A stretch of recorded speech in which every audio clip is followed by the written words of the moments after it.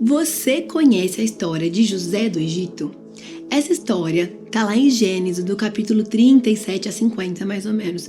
E eu vou contar ela pra você bem rapidinho, de forma lúdica, para que você possa se encantar por essa história que eu sou apaixonada. Vamos lá. José tinha 11 irmãos. Ele era o filho preferido do seu pai, porque ele era o primogênito de Raquel, que era a mulher da vida do pai dele. E aí, José, então, não pegava fila para ir no banheiro, pegava o maior pedaço de comida, ele dormia na melhor cama, e aí o seu pai deixava bem claro de que ele era o preferido. E José surfava nessa onda, tirava uma vantagem e ele até sonhava que os seus irmãos iam o adorar. Fala, gente, eu sonhei com vocês essa noite. Ah é, José, o que você sonhou? Eu sonhei que todos vocês iam se curvar perante a mim. E os irmãos dele não gostavam nada disso. O que aconteceu? Seus irmãos planejaram matá-lo. Mas depois resolveram vendê-lo como escravo e ele foi para o Egito. Gente, lá no Egito, José viveu o pão que o diabo amassou. Sério, ele foi preso injustamente, acusado de molestar a esposa do patrão dele. Aí ele ficou esquecido na cadeia. Ele interpretou o sonho do carcereiro. O carcereiro falou assim, José, eu vou te ajudar, viu? Só que ele esqueceu, ele ficou lá mais 2 anos sozinho na cadeia, na prisão. Só que ele nunca deixou de adorar a Deus, mesmo no sofrimento, mesmo passando por tanta dificuldade, sozinho, em outro país, em outro lugar, que não era da sua origem, ele permaneceu fiel. O que aconteceu? Depois de muitos anos, Deus deu o dom para ele de interpretar sonhos. E Faraó teve aquele famoso sonho, não sei se vocês sabem, sobre 7 vacas magras e 7 vacas gordas. E José falou assim, eu sei o que quer dizer esse sonho, Faraó. Faraó mandou ele vir e ele falou, olha, o Egito vai passar por 7 anos de abundância. Vamos plantar muito, vamos guardar bastante alimento, porque depois de 7 anos, todo mundo vai passar por escassez.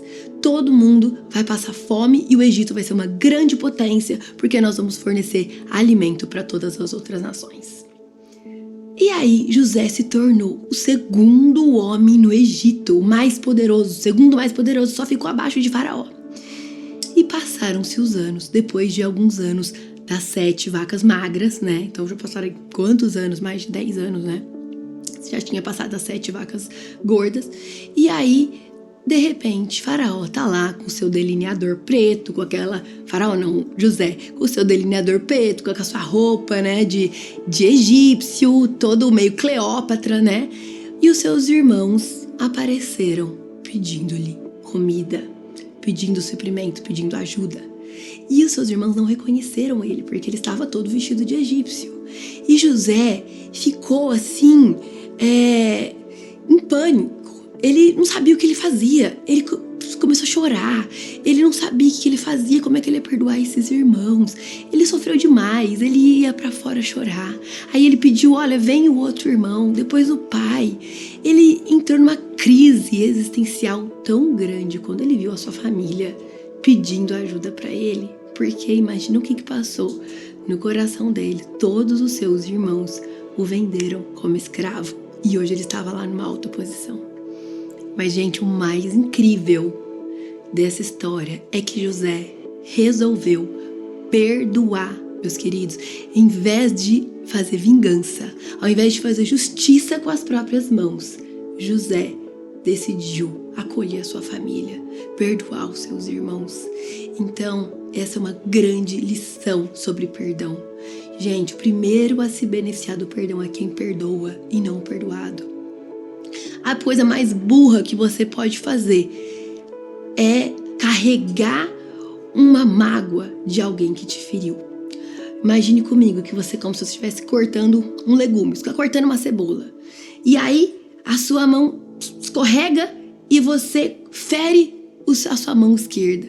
A coisa mais estúpida que você pode fazer é passar a faca para a mão esquerda e ferir a mão direita. Não faz sentido. Por quê? porque Deus falou pra gente amar o próximo como a nós mesmos. E você não vai ferir a você mesmo. Então, quando alguém te fere, a coisa mais estúpida que você pode fazer é querer ferir essa pessoa de volta. É querer se vingar dessa pessoa ou fazer justiça com as próprias mãos. Então, gente, Jesus é o maior exemplo de perdão. E José nos ensina uma grande lição sobre perdoar, meus queridos. Porque a Bíblia não fala para pedir perdão. Pedir perdão, sim, para Deus, mas não para o outro. Deus fala assim, você tem que perdoar, independente se seu próximo te pediu perdão ou não. Por isso, meus queridos, solte o perdão hoje, libere esse perdão. E essa foi a história de José.